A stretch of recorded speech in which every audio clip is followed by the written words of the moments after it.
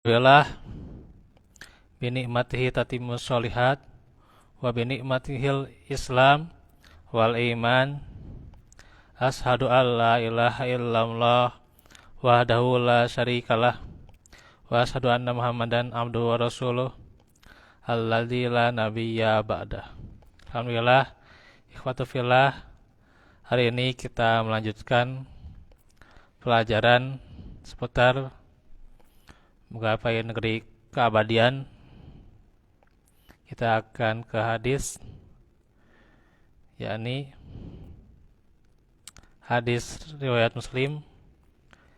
Yatwillahu azza wajal as-samawati yaumal qiyamati thumma ya khudluhunna biyadihil yumna thumma yaqulu anal malik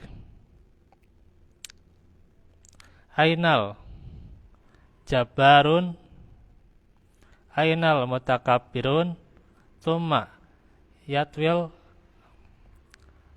aradina bishimali thumma yaqulu anal malik ainal jabbarun ainal mutakabbirun.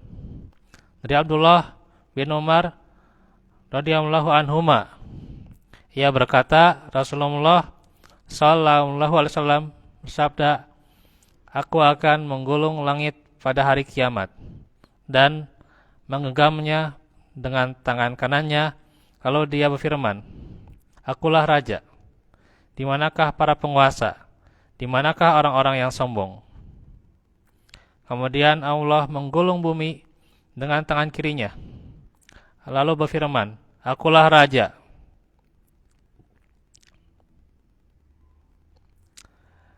Akulah raja. Di manakah para penguasa? Di manakah orang-orang yang menyombongkan dirinya? Ini menjelaskan bahwa kedudukan pada dunia ini tidak ada apa-apanya dibandingkan kekuasaan Allah Azza wa Jal. Karenanya ketika di hari kiamat maka akan dinistakan hal tersebut. Maka tentunya ikhwatu fillah, inilah kondisi di hari kiamat, begitu praharanya. Kemudian bagaimana nasib ruh manusia setelah hancurnya alam semesta?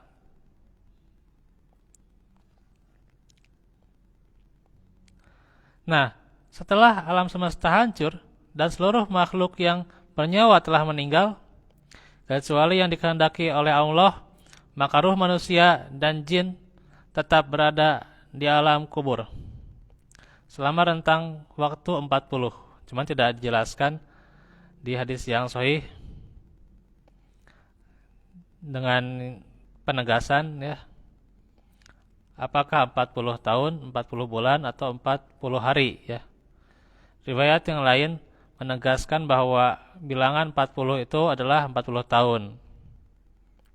Maka jasad manusia dan jin telah hancur binasa. Satu-satunya yang masih utuh adalah jasad para nabi dan rasul.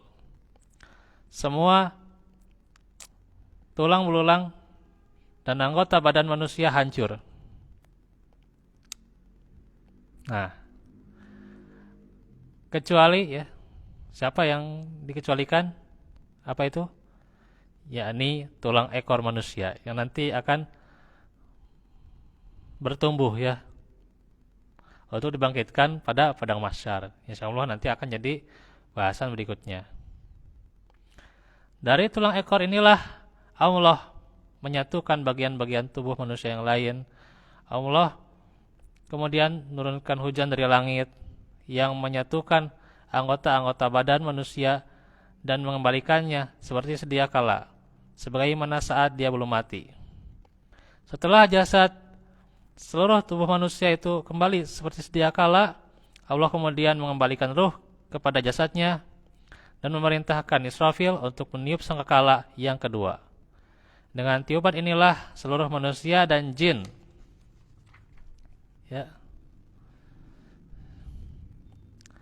Yakni di tiupan yang kedua bangkit dari alam kubur ya.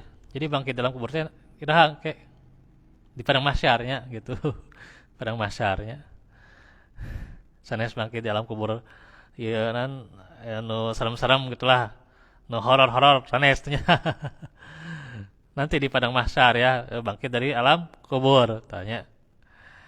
Inilah peristiwa yang dinamakan Yaumul Ba'ts atau hari kebangkitan dan Yaumul Hasyr hari pengumpulan.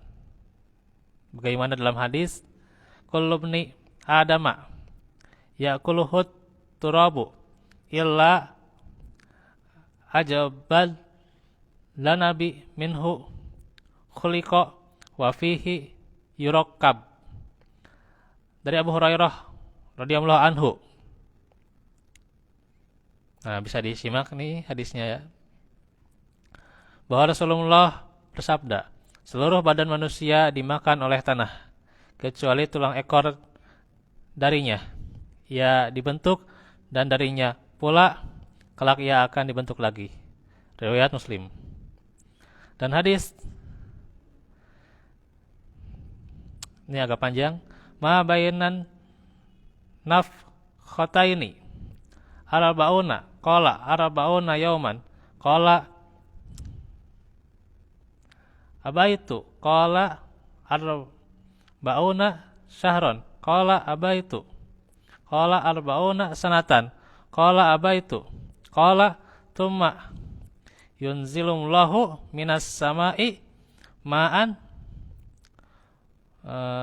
fayan butuna kama yan butul baklu laisa minal insani sayun illa yabla illa azman wahidan wa huwa ajabul danabi ya ajabul danabi wa minhu yurakabul khalqu yaumal qiyamah.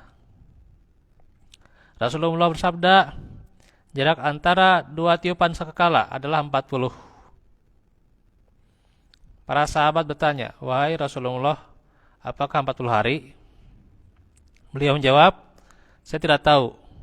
Ya, saya tidak mau menjawab karena belum ada wahyu tentang itu. Ya. Nah itu. Jadi kalau belum tahu atau tidak tahu, jangan so tahu itu ya. Jangan so tahu itu ya. Bakal kieu ya di mana dalilna gitunya gitu ya gitu. Ini Nabi tidak so tahu karena belum ada wahyunya, belum datang wahyunya gitu ya, belum tahu keadaannya nanti gitu ya. Yang ada zaman sekarang itu ya, di masa apa ini milenial gitu ya, so tahu itunya gitu, tanda-tanda kiamat tanggal berapa. Terus nanti bagaimana kejadiannya, tanggal berapa, tahun berapa, itu so tahu ya. Dengan perkiraan-perkiraan seperti itu, tanggal-tanggalnya itu so tahu orang itu ya gitu. Nah itu, ya itu namanya kan ramalan-ramalan teh gitu ya gitu. Nah itu so tahu ya. Hati-hati itu ya. Tuh, lihat nih lanjutan hadisnya ya. Para sahabat bertanya lagi, apakah 40 bulan? Dia juga menjawab, saya tidak mau menjawab. Tuh. Para sahabat ya. Kemudian mereka bertanya lagi, apakah 40 tahun? Beliau menjawab, saya tidak tahu, saya tidak mau menjawab tuh. Rasulullah lalu kembali. Kemudian Allah menurunkan air dari langit, maka mereka bermunculan seperti tumbuhnya sayuran. Tidak ada bagian dari tubuh manusia yang tidak hancur ya. Berarti semuanya hancur kecuali satu tulang, yaitu asbud danab, tulang ekor. Darinya makhluk itu disusun kembali pada hari kiamat. Riwayat Bukhari dan Muslim. Demikian itu penjelasan di tema menggapai negeri keabadian. Barakallahu fikum.